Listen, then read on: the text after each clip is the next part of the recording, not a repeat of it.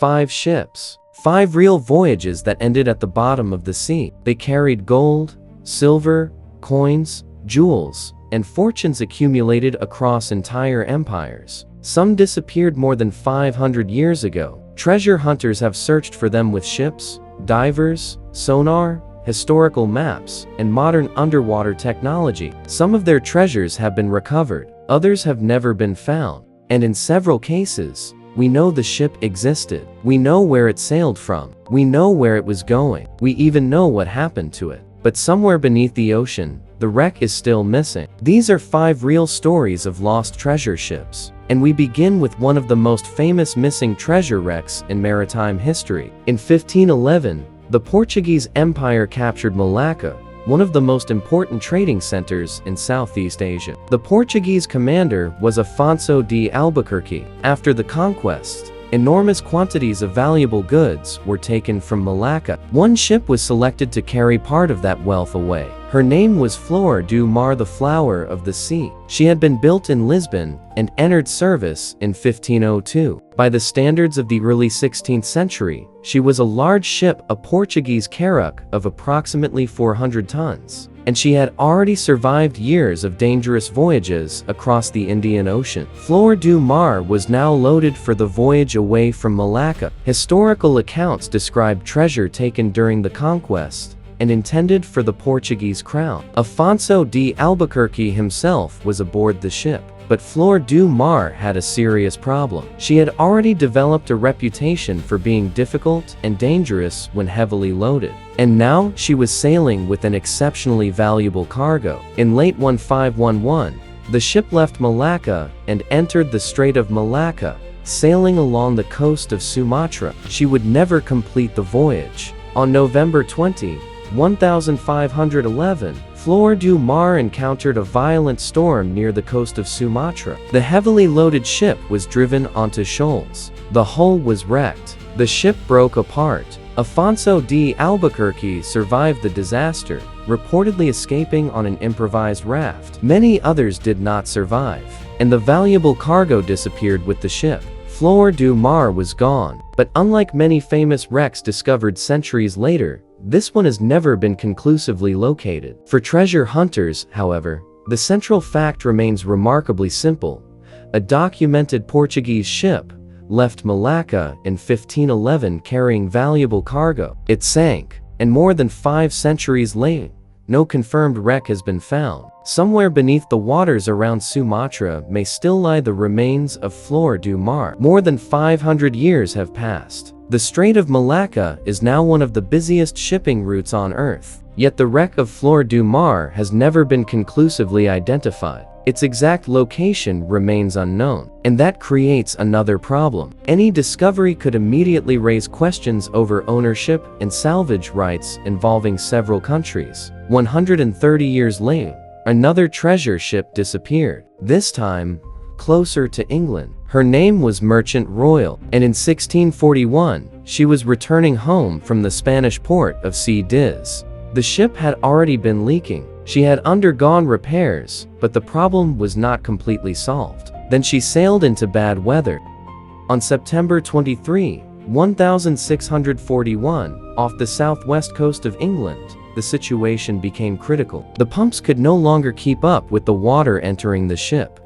Merchant Royal began to sink. The crew abandoned her. The ship disappeared beneath the Atlantic, and whatever valuable cargo remained aboard went down with her. Centuries later, Merchant Royal would become one of Britain's most famous missing shipwrecks. Treasure hunters have searched the waters southwest of England for her. Thousands of wrecks lie in this region. That makes identifying one 17th century ship extraordinarily difficult.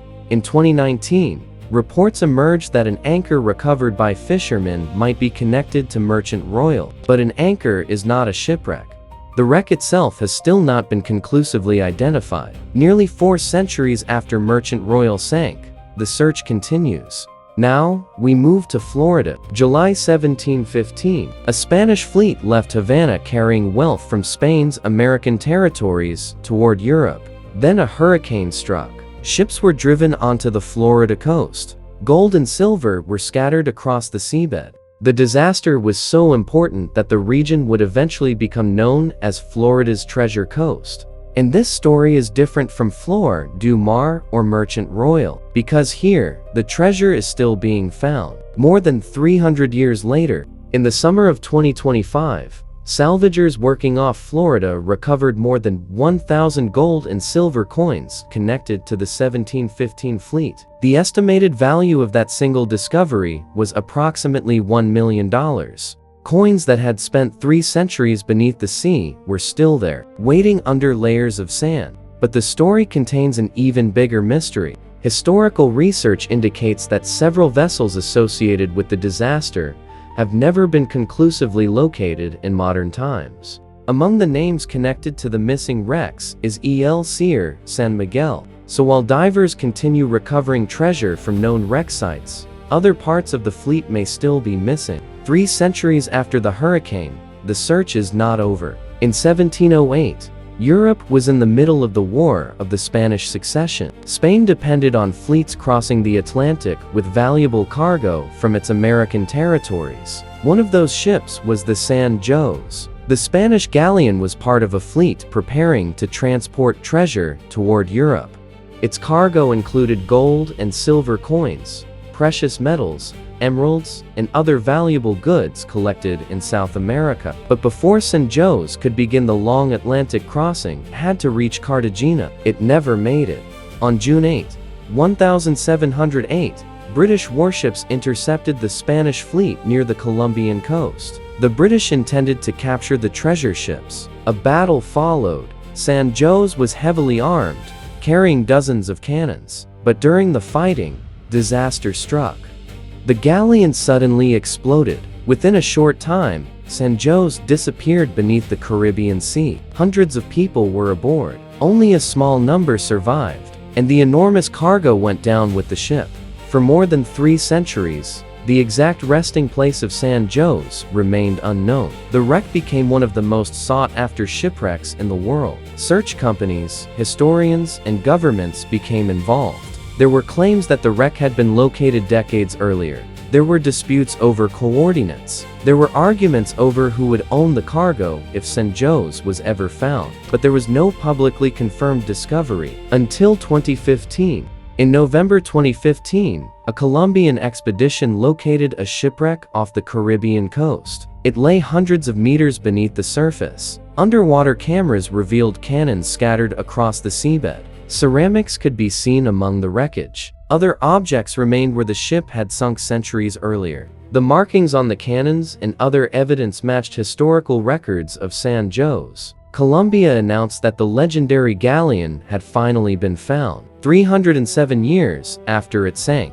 But finding San Jose did not mean recovering its cargo. The wreck lies at a depth of roughly 600 meters. That is far beyond the range of ordinary scuba diving. Operations require remotely operated vehicles, specialized ships, cameras, sonar, and robotic equipment. Images from the site have shown coins, ceramics, and other archaeological material. And the discovery immediately created another question. Who owns San Jose? Colombia considers the wreck part of its cultural heritage. Spain has also asserted interests connected to the vessel because San Jose was a Spanish state ship. A private salvage company has separately claimed rights connected to earlier searches. Indigenous groups from South America have also argued that part of the wealth originated from territories and peoples exploited under Spanish colonial rule. More than 3 centuries after the ship sank, San Jose became the center of another battle. This time, the weapons were lawyers, historical records, and international law. Colombia began a new scientific investigation of the wreck. Researchers used underwater robotic systems to document the site. Then the operation entered another phase. Scientists recovered selected objects from San Jose for archaeological study. Among them were coins, a cannon, and a porcelain cup. The objects were taken to a conservation laboratory. The purpose of the operation, according to Colombian authorities, was archaeological research, not a commercial treasure hunt. More than 300 years after the sinking, physical evidence from San Jose was finally coming back to the surface. The ship is no longer missing. Its approximate resting place is known to the Colombian government. Its remains have been photographed. Objects have been recovered, but most of the archaeological site remains approximately 600 meters beneath the Caribbean Sea. San Jose was lost in 1708, found in 2015, and more than 3 centuries after the sinking, its story is still unfolding. Our final ship takes us to the beginning of the 19th century. Nuestra Señora de las Mercedes was a Spanish Navy frigate. In 1804, she was returning from South America as part of a Spanish squadron. The ships were transporting large quantities of coins and other cargo. Spain and Britain were not officially at war, but tensions were extremely high. On October 5th, 4 British frigates intercepted the Spanish squadron near the coast of Portugal. The British demanded that the Spanish ships change course and accompany them. The Spanish refused. Then the shooting began. During the battle, Mercedes suffered a catastrophic explosion. Her ammunition magazine detonated. The frigate was destroyed. She sank rapidly. Most of the people aboard were killed, and thousands upon thousands of coins disappeared beneath the Atlantic. For more than 200 years, they remained there. Then, in 2007, private American company made an extraordinary announcement. The company was Odyssey Marine Exploration. Its operation had a code name, Black Swan. In May 2007, Odyssey announced the recovery of an enormous quantity of coins from a wreck site in the Atlantic. The company initially kept the identity and exact location of the wreck secret. The scale of the recovery was extraordinary. Hundreds of thousands of silver and gold coins had been brought to the surface. The recovered cargo weighed many tons. Its estimated commercial value was reported at approximately $500 million. It was one of the largest treasure recoveries ever made from a shipwreck. The coins were transported to the United States, but Spain quickly became suspicious. Spanish researchers concluded that the treasure came from Nuestra Señora de las Mercedes. Spain demanded its return. Odyssey disagreed. What followed was not an underwater search. It was a courtroom battle. For 5 years, the company and the Spanish government fought over the ownership of the recovered cargo. The central question was simple. Did the treasure belong to the company that found and recovered it, or did it still belong to Spain? The case moved through the United States court system. Spain argued that Mercedes was a Spanish naval vessel and therefore protected by sovereign immunity. The courts ultimately sided with Spain. In February 2012, after years of litigation, Odyssey was ordered to return the recovered material. The treasure was prepared for transport. 2 Spanish military aircraft flew to Florida. Hundreds of thousands of coins were loaded aboard. Then they were flown back to Spain. More than 2 centuries after Mercedes sank, her cargo had returned. But the story did not end with the coins. Spanish archaeologists later returned to the wreck itself. Scientific expeditions were carried out in 2015, 2016, and 2017. The wreck lies at a depth of more than 1,100 meters. Researchers used deep-sea equipment to investigate the site. They recovered archaeological objects, including utensils and large bronze cannons. This time, the objective was not treasure hunting. It was archaeology. The same wreck that had produced an international fight over hundreds of thousands of coins became a scientific underwater excavation site.